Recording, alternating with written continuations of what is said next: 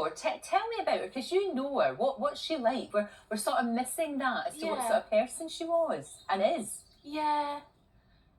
Nikki is absolutely lovely. You know, she's one of the school mums. She's one of us. She is very kind and giving.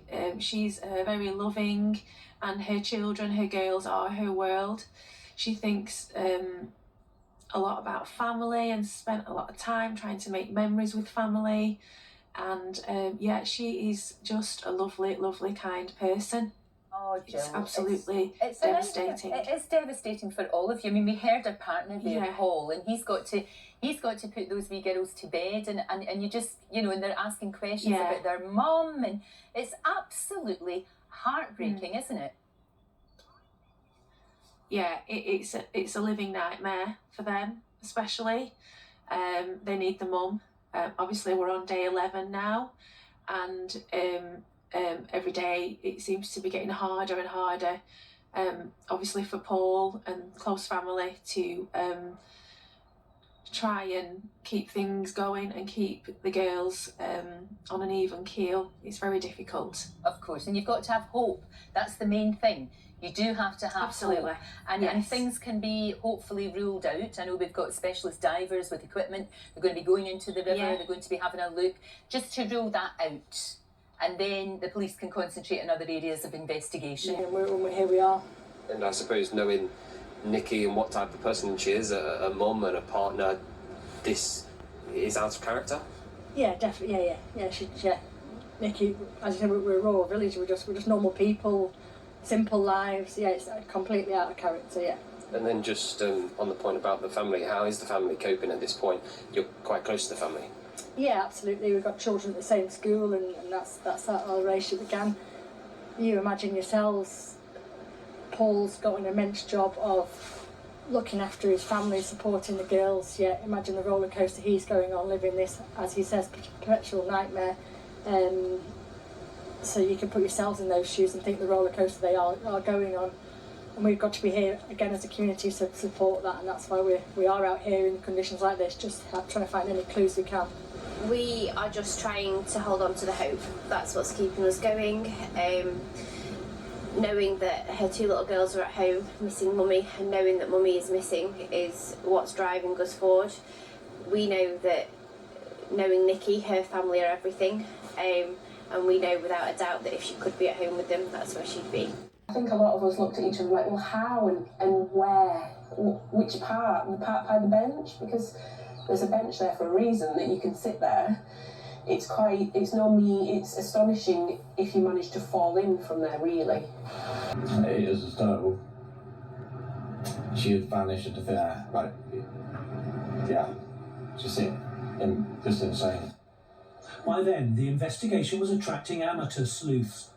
If I'm being honest, it feels like I'm just stuck in a nightmare. We're going round and round in circles, trying to piece together what could have possibly happened.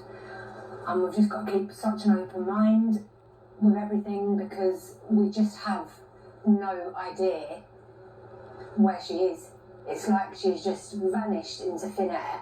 There's no evidence to point us in any direction.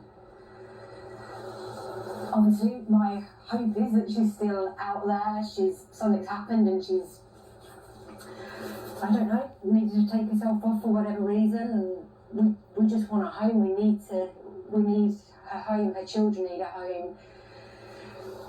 It's just absolutely heartbreaking. Only for you, what's the last week been like as a father? It's been very difficult. As from last Friday morning to date, it's just been so painful. We're such a close-knit family. This might be a stupid question to start with, but how are you doing? What's life been like for the last 2 weeks? Hell. I am still here, obviously. My main focus is the children, always has been.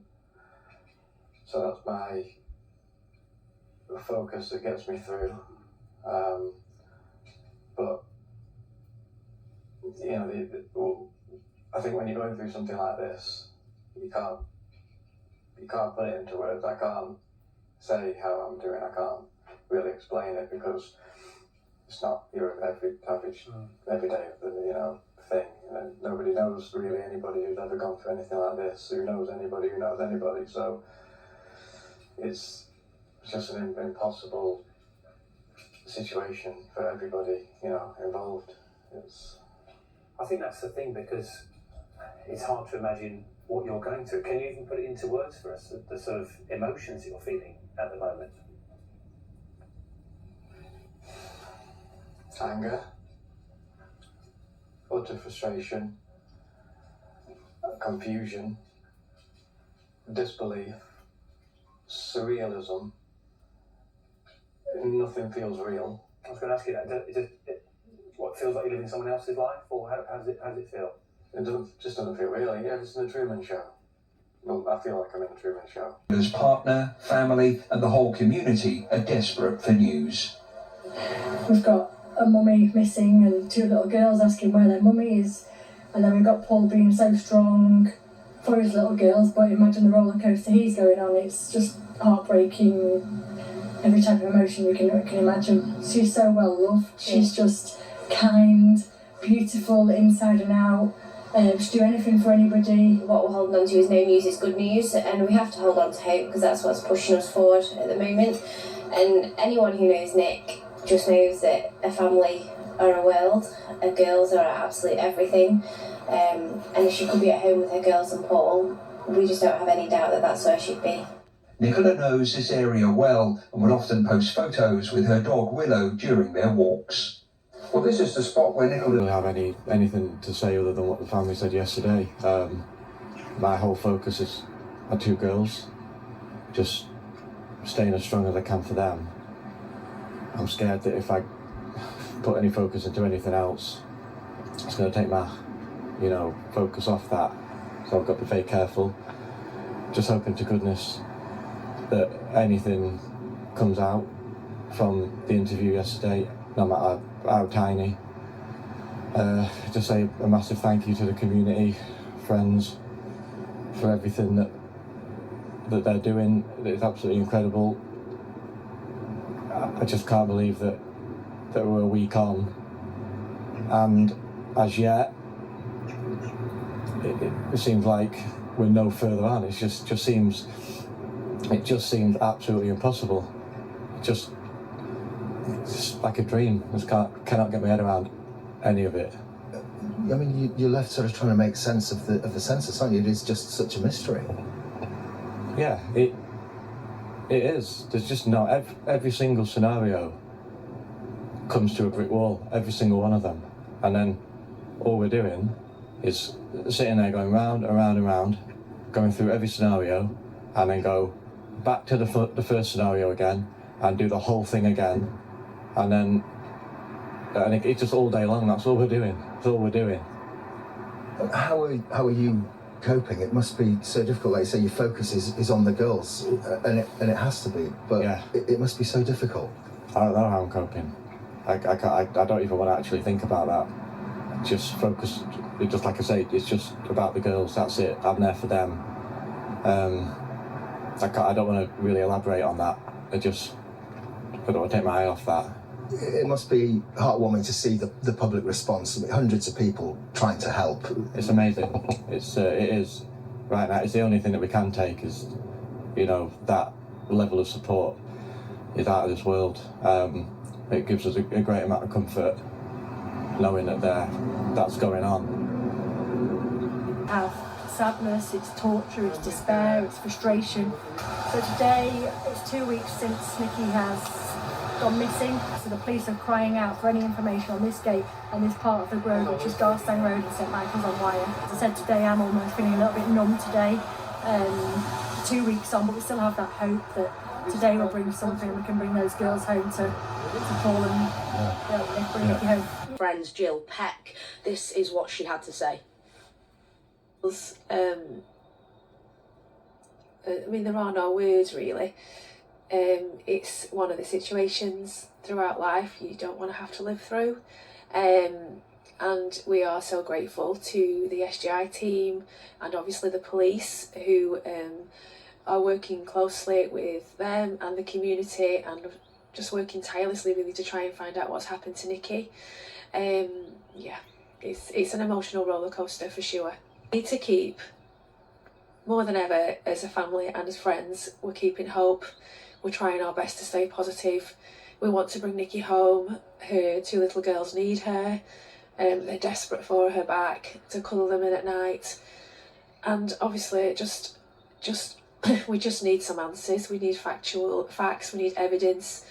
Anyone that's out there that feels they may have dashcam footage, there's a section of road that we're missing, Garstang Road towards St Michael's, and we just need some answers.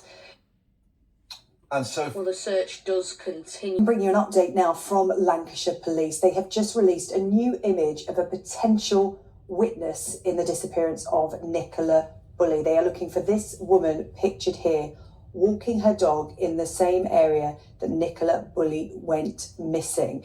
They say that the search is continuing today for Nicola, who went missing last Friday. They would now like to speak to the woman pictured in this CCTV image, who the police believe was in the area at the time Nicola was last seen. I'm joined by a good friend of Nicola's, Emma White. Good to see you again, Emma. We keep calling her Nicola. You knew her as Nikki, of course. And your thoughts, I'm interested in your thoughts after that update from police yesterday. When you heard what the police had to say, what went through your mind?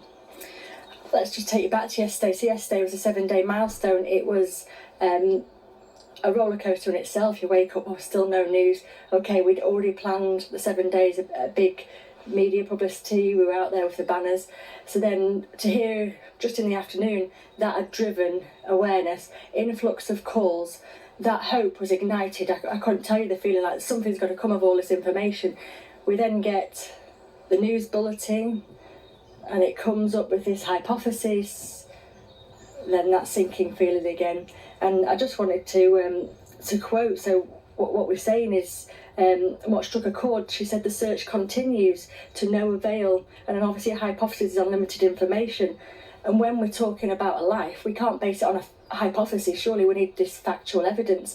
And like you've just both said, that's what the family and us are all holding on to, that we're actually no further on than sadly last Friday. She was last seen walking her small brown dog on the towpath of the river wire. The dog was found about an hour later, as was her mobile phone. So her family are very concerned, as are we. We've mounted a really intensive operation to try and find Nicola, including a number of specialist officers from our Northwest Underwater Regional Search Unit and specialist investigators who are supporting the family, as well as a lot of partners like Bowland Mountain Rescue, Lancashire Fire and Rescue and others. For me, personally, and again this is just my opinion, I'm 100% convinced it's not the river. People don't just vanish into thin air. It's absolutely impossible. So something has happened. Something has happened. Find out what it is. Find out what it is. My plea now is, personally, I want every house, every garage, every outbuilding, the land scrutinised. I want it all searched. I want it all scrutinised. Every piece of it. Definitely, and I'm just pleading with them. Just please. Anything, no matter how tiny. Just please, just come forward with it, please. Because that could be the key to finding her. And as a family, we're not bothered about anything else. Like, there's nothing else. The only thing is, we just have to find her. You want to know what happened? Yeah.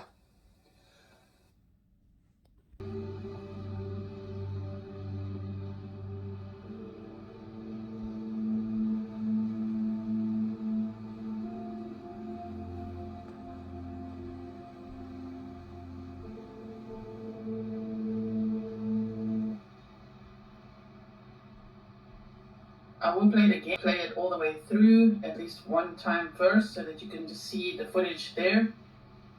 And of course, I had to blur out the numbers on the bins and the car registration numbers for obvious reasons. So they did find her keys in her pocket, because a lot of people have been asking about that. Like, where are the car keys? Did they ever find that? Apparently, they found her car keys in her pocket. 9:15 a.m. She was last seen walking her small brown dog on the towpath of the River Wire. The dog was found about an hour later, as was her mobile phone.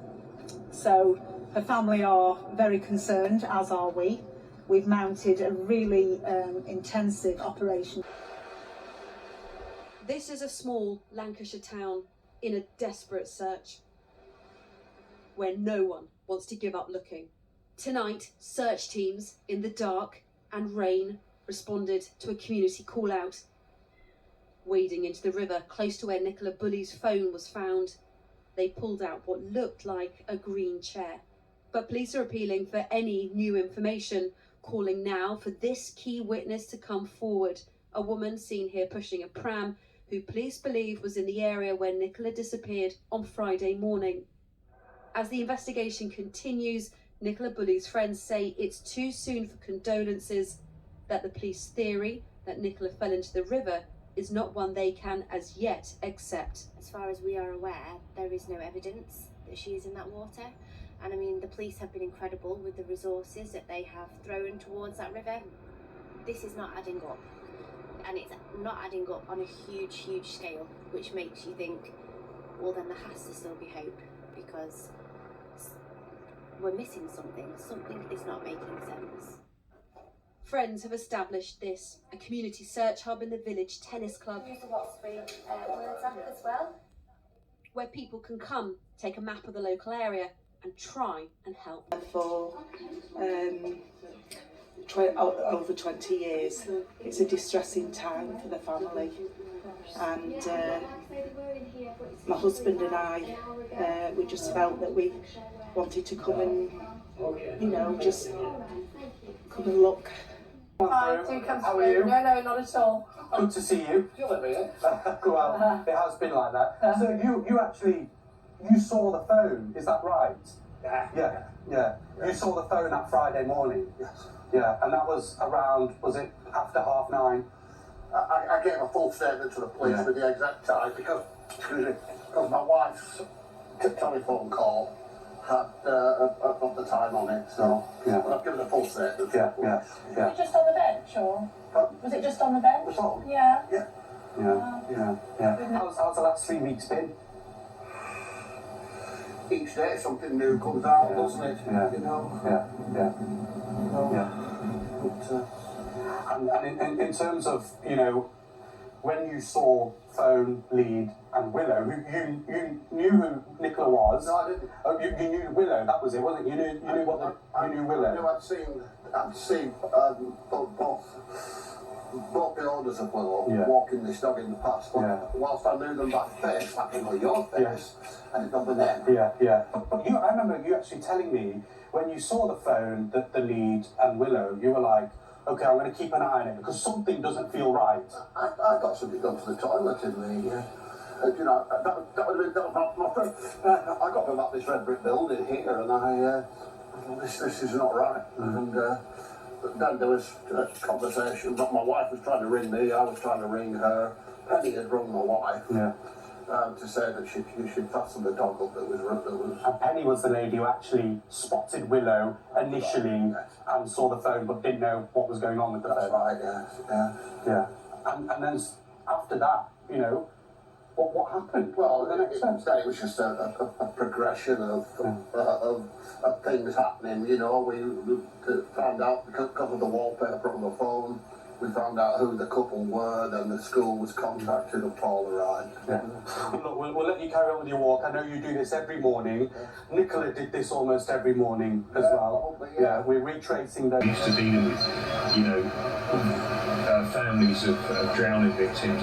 It's a horrible thing to be going through, not knowing where your loved one is, and that's the, you know, if anyone, you know, puts them in his mind, it is a horrible thing. You don't know where your mind is. If we can't find her in the next 3 or 4 days in this river, if she's not here, then I'm confident she's not in this stretch of river. I'd be very confident of that. I don't know how long we're going to be here. We'll probably be up here operationally probably for the next 3 or 4 days working.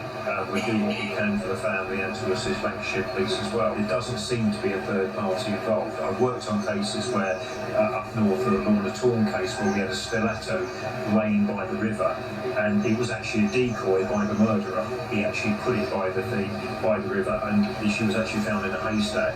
So, you know, there has been known cases where I've worked on where there's been decoys placed. At the moment, that is another theory, but once we rule this area out, then it's clear.